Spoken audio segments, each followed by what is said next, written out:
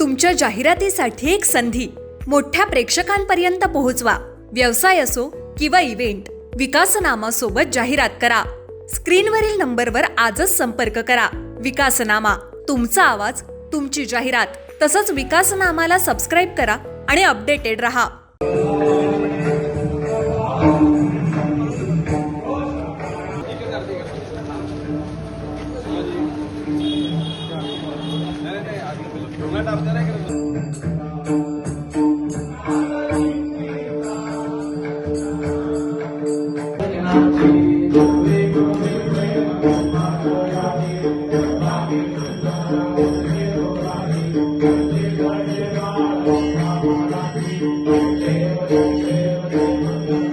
आपल्या देशाचे यशस्वी पंतप्रधान माननीय नरेंद्रजी मोदी यांच्या पंतप्रधान कार्याला 12 वर्ष पूर्ण झाली, म्हणून देशाच्या सर्व नागरिकांमध्ये जो एक आनंद आहे, देशाच्या स्वातंत्र्यानंतर झालेल्या पंतप्रधान मोदयांनी निश्चितपणे देशाकरता चांगली कामं केलेलीच आहेत, परंतु माननीय नरेंद्र मोदीजींना 2014 साली या देशाच्या जनतेनं पंतप्रधान बनवलं। पहिले 5 वर्ष, दुसरी आणि तिसरी 5 वर्षाची त्यांची टर्म सुरू झालेली आहे। या कालखंडामध्ये एक गोष्ट मान्य करायला लागेल की पूर्वीच्या कालखंडात तंत्रज्ञान इतकं विकसित नव्हतं, परंतु विकसित झालेल्या तंत्रज्ञानाच्या माध्यमातून माननीय पंतप्रधान नरेंद्र मोदीजींनी देशाच्या सर्वच घटकांच्या करता एकाग्र होऊन चिंतन करून त्या अनुषंगाने देशाच्या सर्व स्तरावर प्रगतीची पावलं टाकण्याची सुरुवात केली। आणि त्यामध्ये त्यांनी जो एक शब्द वापरला, सबका साथ सबका विश्वास, आणि त्या परिस्थितीमध्ये देश जगातील अन्य देशांना सुद्धा आदर्श राजकारणाची आणि प्रगतीची उदाहरणं देऊ शकला।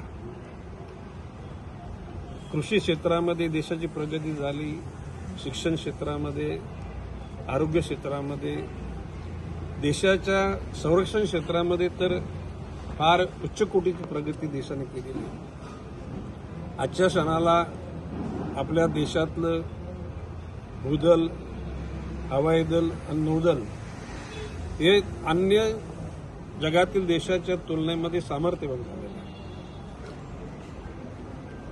वेळोवेळी ज्या वेळेला आजूबाजूच्या दुष्ट विचाराच्या देशातील राज्यकर्त्यांच्या माध्यमातून भारताची अखंडता आणि सुरक्षितता धोक्यात आणण्याचा प्रयत्न केला, त्याला जे प्रत्युत्तर दिलं त्यावेळेला ज्या गतीनं आणि ज्या कौशल्यानं त्याचं उत्तर दिलं, त्याचं एकूण लोकांच्या मध्ये एक प्रकारचं अनुभूती लोकांना आली की देशाचं सामर्थ्य वाढलेलं आहे। भविष्यकालामध्ये सुजलाम सुफलाम मलयज शीतलाम सस्यश्यामलम मातरम वंदे मातरम असा पूर्वीचा सोन्याची चिडिया असलेला देश मधल्या कालखंडामध्ये त्या देशाला रया येण्याची वेळ आली होती ब्रिटिश कालखंडामध्ये, परंतु स्वातंत्र्यानंतरचा आता सुवर्ण काळ चाललेला आहे आणि भविष्यकालामध्ये देश सर्वार्थाने प्रगती करेल असा लोकांच्या मध्ये विश्वास निर्माण झालेला आहे। ही आजची आरती ही देशाच्यासाठी देशाचं नेतृत्व सबल व्हावं, आयुष्यमान व्हावं, शक्तिमान व्हावं, तेजोमय व्हावं, गतिमान व्हावं याकरता देशातल्या विविध गाव खेड्यांमध्ये सुद्धा मंदिरांमध्ये, गुरुद्वारामध्ये, अग्यारीमध्ये, बुद्ध विहारामध्ये, मस्जिदमध्ये, चर्चमध्ये सुद्धा अशा प्रकारची प्रार्थना देशावर प्रेम करणाऱ्या लोकांनी आज केलेली आहे। आणि म्हणून या निमित्तानं जो माझा गाव आहे बनकोडे गाव, या गावातल्या विठ्ठल मंदिरामध्ये आवर्जून त्या ठिकाणी या शहरा परिसरातले सर्व नगरसेवक, कार्यकर्ते आणि जनसामान्य सुद्धा आरतीला उपस्थित होतात. भविष्यकाल सगळ्यांसाठी उज्ज्वल जाईल अशी प्रकारची जी भूमिका माननीय मोदीजींनी घेतलेली आहे, त्याचा, त्या गतीचा, त्या प्रगतीचा फायदा सर्वांनाच मिळेल अशी आशा आहे. दादा, तुमच्या मतदारसंघात सध्या मोठ्या प्रमाणात विजेचा खेळखंडोबा होतोय. नागरिकांचा उद्रेक जो आहे तो दिवसेंदिवस वाढताना दिसतोय. आपण राज्यात मंत्री आहात, महावितरणला आंदोलन करून देखील महावितरणाला जाग येत नाही.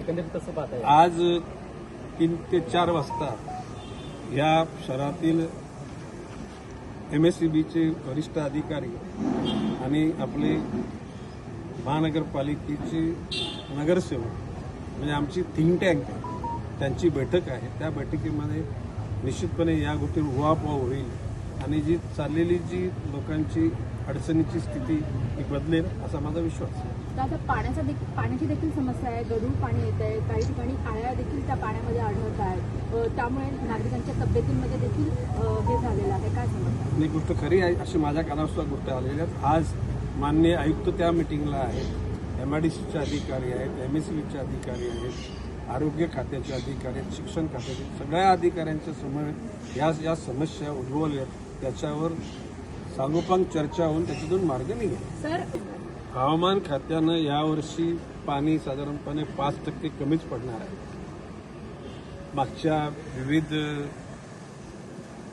होऊन गेलेल्या कालखंडापेक्षा, आणि म्हणून पाणी जपून तर वापरलंच पाहिजे. परंतु माझा विश्वास आहे की आज आपण आहोत 10 तारखेला, 15 तारखेपर्यंत पाऊस येईल आणि पाऊस आल्यानंतर तो आपली गरज पूर्ण करेल असा माझा विश्वास आहे. काय झाले की नवी मुंबईच्या पाण्याबाबतीत माझ्या एवढा कोणीच उहापोह केलेला नाही. मोरबे धरणातलं पाणी विविध आयुक्तांनी आपल्या मनमार्जी प्रमाणानं विविध शहरांना दिलं, लोकांची पाण्याची ताण भागवली, याच्यात काही पाप केलं नाही. परंतु ज्या नवी मुंबईच्या जनतेनं इतका त्याग केला, त्या जनतेला ताणेला ठेवून अन्य शहरांची ताण भागवण्याचं त्यांना गरज नव्हती आणि त्यामुळे राज्यकर्त्यांना त्या गोष्टीची जाणीव झाली नाही.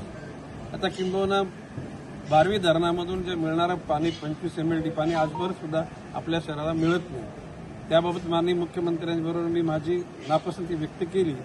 त्यानंतर माननीय मुख्यमंत्र्यांनी एक बैठक बोलवली आणि भविष्यकालामध्ये कर्जत तालुक्यातल्या 2 धरणं बांधली जातात.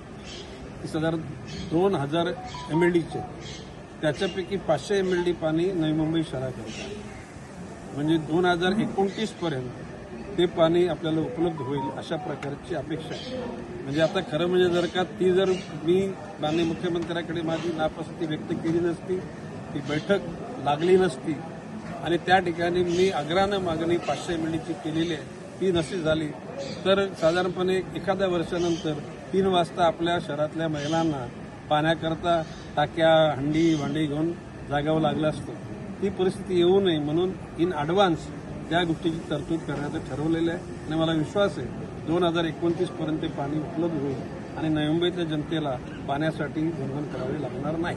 शेवटचा प्रश्न, फ्लेमिंगो संदर्भात काय बैठक झाली मंत्रालयात? काय जतन करण्यासाठी काय? काल फ्लेमिंगोच्या अनुषंगानं माननीय जिल्हाधिकारी, माननीय सिडकोचे जॉईंट MD, माननीय आयुक्त फिजिकली मिटिंगला होते. फॉरेस्टचे DFO, मँग्रोव्ह डिव्हिजनचे आणि जनरल डिव्हिजनचे हे सगळे एक होते.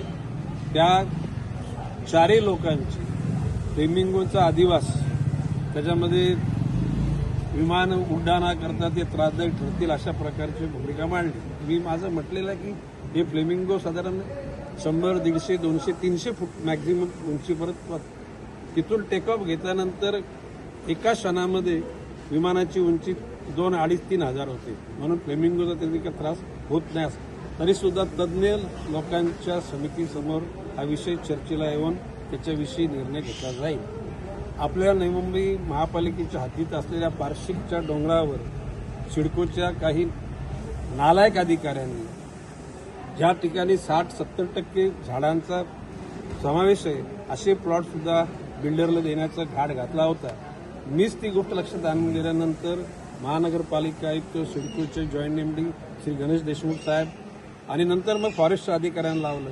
तर त्याविषयी सुद्धा ते लोक चर्चा करणार आहेत. पाणथळ जागा वेटलँडच्या बाबतीमध्ये सुद्धा फॉरेस्टचा जो मँग्रोव्ह डिव्हिजन आहे त्या मँग्रोव्ह डिव्हिजनच्या DFOला त्या कमिटीत समावेश न करता केंद्र सरकारच्या सूचनेनुसार पाणथळ जागा नियमित करण्याचं ठरलं होतं. मग आता त्या ठिकाणी मँग्रोव्ह डिव्हिजनचे जे DFO आहेत त्यांचा समावेश करण्यात आलेला आहे आणि त्याविषयी सुद्धा एकूण चर्चा होऊन निर्णय होणार आहे. म्हणजे पाणथळ जागा, नवी मुंबईतल्या झाडाने आच्छादित केलेले भूखंड जे सिडकोच्या काही नालायक अधिकाऱ्यांनी विकले ते, फ्लेमिंगो आणि अन्य भविष्यकालामध्ये नवी मुंबई महापालिकेच्या विकासाकरता जे गरजेचे भूखंड आहेत त्या सर्व भूखंडाविषयी सुद्धा सांगोपांग चर्चा होणार.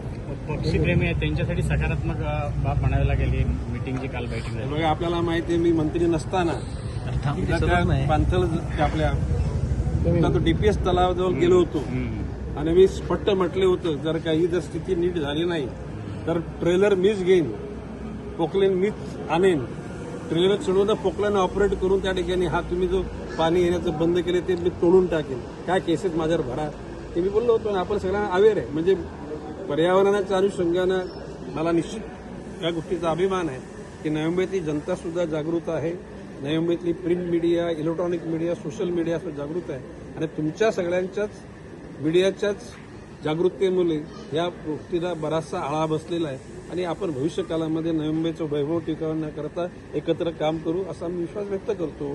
तुमच्या जाहिरातीसाठी एक संधी मोठ्या प्रेक्षकांपर्यंत पोहोचवा. व्यवसाय असो किंवा इव्हेंट, विकासनामासोबत जाहिरात करा. स्क्रीनवरील नंबरवर आजच संपर्क करा. विकासनामा, तुमचा आवाज, तुमची जाहिरात. तसंच विकासनामाला सबस्क्राईब करा आणि अपडेटेड रहा.